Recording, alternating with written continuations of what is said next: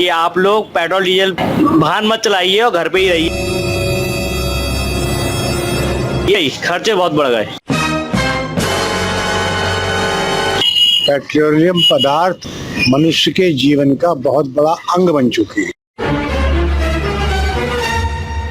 कोई प्रश्न ही नहीं उठता कि कोई चीज सस्ती हो।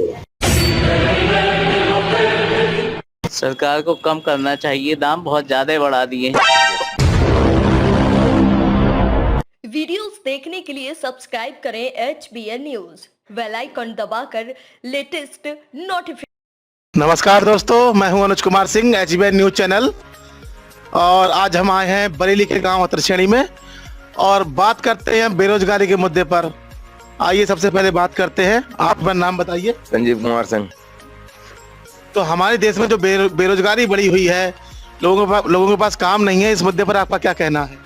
हमारा ये कहना है, आबादी बढ़ चुकी है लिमिट से ज्यादा, काम उस स्पीड से बढ़े नहीं, इस वजह से रोजगारी बढ़ रही है। और इसके पीछे आप किसे जिम्मेदार समझते हैं? इसके पीछे सरकार की भी जिम्मेदारी है और हम लोगों की भी जिम्मेदारी है। और कुछ कहना चाहेंगे आप? एक तो सबसे बड़ी समस्या है रिजर्वेशन। रिजर्वेशन की स्थिति ये है, हर जगह रिजर्व किया गया, लेकिन जब रिजर्व आदमी बीमार होता है तो उसे रिजर्व डॉक्टर से इलाज क्यों नहीं कराता? जनरल वाले डॉक्टर के पास क्यों जाता है? वहां भी भीड़ कम होगी। सही। जब रिजर्व वालों से इलाज कराएगा तो वहां भीड़ कम होगी जनरल वालों के पास। जनरल वाले तो लुट ही रहे हैं हर तरह से, इसकी व्यवस्था भी सरकार को करनी चाहिए। ठीक। तो हम आ चुके हैं बदायूं के बगरन गांव में और बात करते हैं यहाँ की जनता से। सर, पहले आप अपना नाम बताइए। हमारा नाम महेश दीक्षित है। क्या करते हैं आप? हम रिटायर्ड हैं सर्विस से। अच्छा। हाँ। तो डॉक्टर साहब, हमारे देश में बेरोजगारी बढ़ी हुई है, लोगों के पास काम नहीं है, धंधा नहीं है, तो इस पर आपके क्या विचार हैं? विचार हमारे बिल्कुल यही है कि बेरोजगारी बहुत हद तक बढ़ गई है, बहुत ज़्यादा हद तक। ना तो प्राइवेट सेक्टर में कहीं नौकरियां हैं और सरकारी नौकरियां सिर्फ उनकी वैकेंसी निकलती हैं लेकिन इम्प्लीमेंट नहीं होती हैं। इसलिए जनता में काफ़ी रोष है कि नौकरी बिल्कुल नहीं है, लोग बहुत ज़्यादा बेरोजगार हैं। तो बेरोजगारी के लिए कौन जिम्मेदार है हमारे देश में? बेरोजगारी के लिए जिम्मेदार तो कई सिस्टम है, जनसंख्या का ज़्यादा अधिक होना भी है और काफ़ी जगह काम ना होने की वजह से बेरोजगारी है। जनता के पास कोई काम नहीं है। तो इसे बेरोजगारी दूर करने के क्या उपाय आप जो बताना चाहेंगे? हमारी सरकार को प्रयास करना चाहिए कि हमें क्या करना है कि कैसे जनता को मतलब ये करें, कहाँ नौकरी दें, कोई काम दें, रोजगार दें, जिससे कि बेरोजगारी कंट्रोल में आए। नहीं तो बेरोजगारी बहुत हद तक बढ़ती चली जा रही, जनता बहुत परेशान है। इसके क्या दुष्परिणाम हो सकते हैं? दुष्परिणाम क्या, जनता बहुत दुखी है। जनता बहुत दुखी है, लोगों के पास काम नहीं है, क्या काम करें, सोच नहीं सकते हैं, कहीं जा नहीं सकते हैं। और आज हम बात करते हैं आशापुर की जनता से। और सबसे पहले आप अपना नाम बताइए।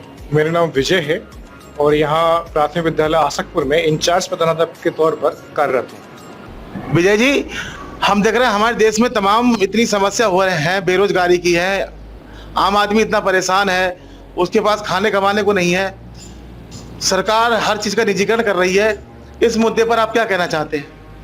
देखिए, कुछ समस्याएं आज की नहीं है। ये जो समस्याएं हैं पिछले 70 साल पुरानी समस्याएं हैं, जिनका एकदम से रिकवरी हो पाना आसान नहीं है।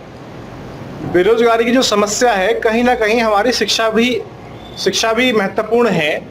उस शिक्षा में तकनीकी शिक्षा नहीं दी जा रही, लेकिन नई शिक्षा नीति में इस बात का ध्यान रखा गया है कि शिक्षा के साथ साथ उसको स्किल डेवलपमेंट पर भी ध्यान दिया जाए। तो नई शिक्षा नीति कहीं ना कहीं इस बेरोजगारी को भी कम करेगी। हम लोग पढ़ जाते हैं, लेकिन जो हमारी स्किल है, जो हमारी कार्य करने की क्षमता है, वो कहीं ना कहीं विकसित नहीं हो पाती।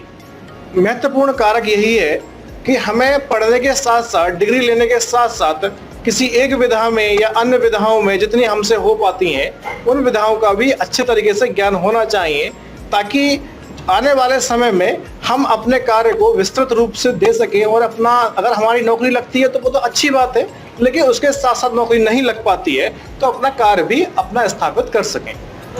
अच्छा, मैं ये जानना चाहूँगा, सरकार जो है निजीकरण कर रही है, रेलवे का निजीकरण कर रही है, बैंकों का निजीकरण कर रही है, इससे कई लोगों का जो है रोजगार पर असर पड़ता है। इस पर आपका क्या कहना है? देखिए, बहुत सारी निजीकरण की परिभाषाएं बहुत से लोगों ने दे रखी हैं।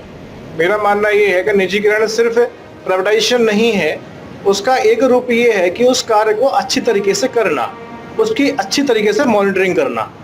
मॉनिटरिंग कैसे होगी? जब तक कि समय समय पर उसकी चेकिंग नहीं होगी, समय समय पर जो कार्यरत एम्प्लॉय हैं उन पर मीटिंग्स नहीं होंगी, योजनाबद्ध तरीके से कार्य नहीं होंगे, तब तक प्राइवेटाइजेशन का मतलब आशय ये नहीं है कि हम सबको प्राइवेट कर दिया जाए। उसका एक आशय ये भी निकलता है कि हमारी मॉनिटरिंग होगी, प्रॉपरली मॉनिटरिंग वीकली, मंथली, इस टाइप से हम उसको आशय से निकाल सकते हैं। जी, आप अपना नाम बताइए। मेरा नाम राम बेटी है। उच्च प्राथमिक विद्यालय फैजिया में मैं कार्यरत हूँ, इंचार्ज प्रधानाध्यापक पद पर। बहन जी, जो बेरोजगारी की समस्या चल रही है, आज हम जनता से इस मुद्दे पर बात कर रहे हैं। और तो बेरोजगारी के पीछे आप किसको जिम्मेदार मानती है? क्या सरकार हमारी इसके पीछे जिम्मेदार है या जनता जिम्मेदार है?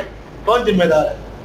देखिए, जिम्मेदार क्या, वैकेंसियाँ ज़्यादा से ज़्यादा निकलनी चाहिए और जो भी बेरोजगार हैं उनको अच्छे से मतलब जल्दी ही भर्ती प्रक्रिया करनी चाहिए। वैसे तो काफ़ी बेरोजगारी है, बहुत परेशान है आज के युवा, नहीं मिल पा रही है जिस हिसाब से, जिस अनुपात में मिलनी चाहिए उस अनुपात में तो नहीं मिल पा रही है। वास्तव में बड़ी चिंता का विषय है। ये लॉकडाउन जब लगा तो हमारे यहाँ लाखों लोगों की नौकरियां चली गई। आम मजदूर जो मजदूरी करते हैं उनको काम नहीं मिल पा रहा है, भुखमरी के स्तर पर पहुंच गए हैं। तो इन छोटे लोगों के लिए सरकार को क्या कदम उठाने चाहिए?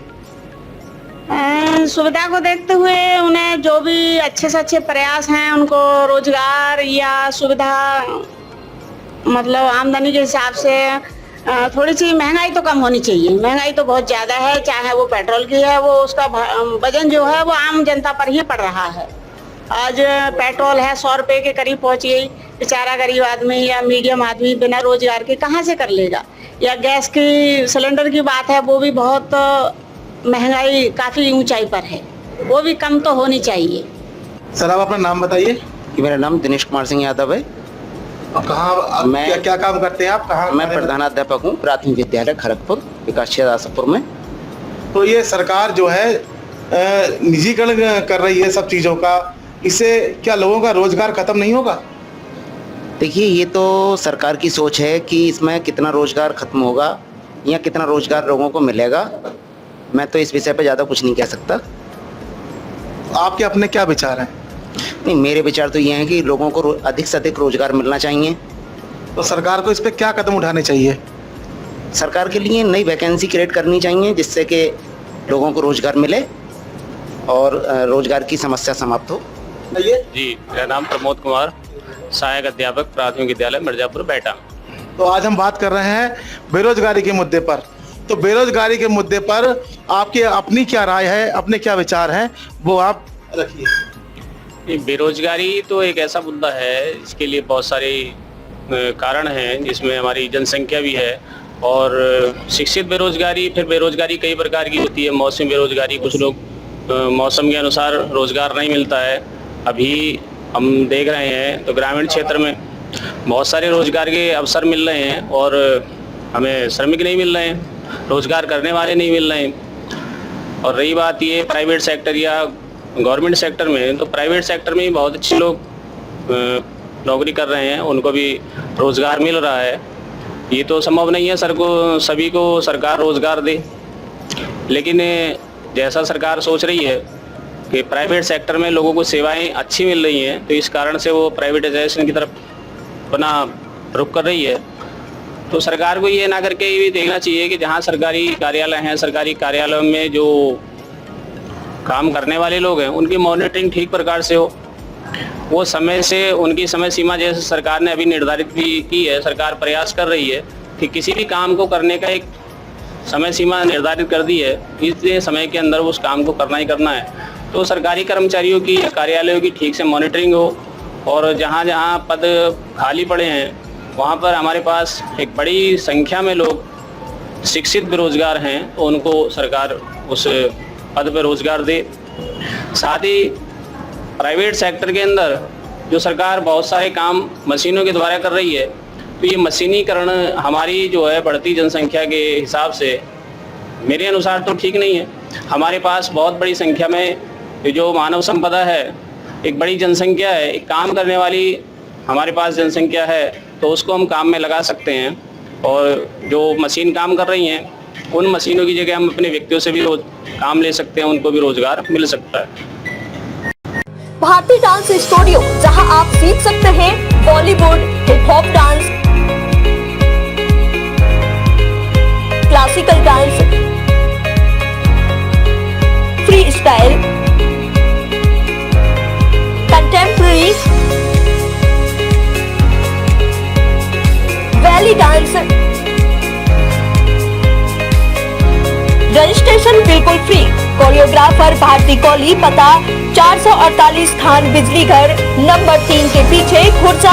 अधिक जानकारी के लिए संपर्क करें 9927914635 7037792232।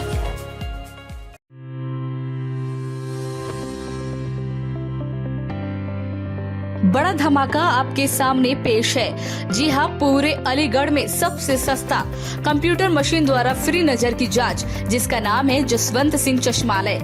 यहाँ पर नजर व धूप के चश्मों का विशाल शोरूम। जी हाँ, मात्र 359 रुपए में पाए 2 नजर के चश्मे, मात्र 159 में पाए 2 स्टाइलिश धूप के चश्मे, मात्र 100 रुपए में फाइबर के लेंस व 60 रुपए में कांच के लेंस। पुलिसकर्मी, अर्धसैनिक बल व सेना में कार्यरत जवानों के लिए विशेष छूट भी है।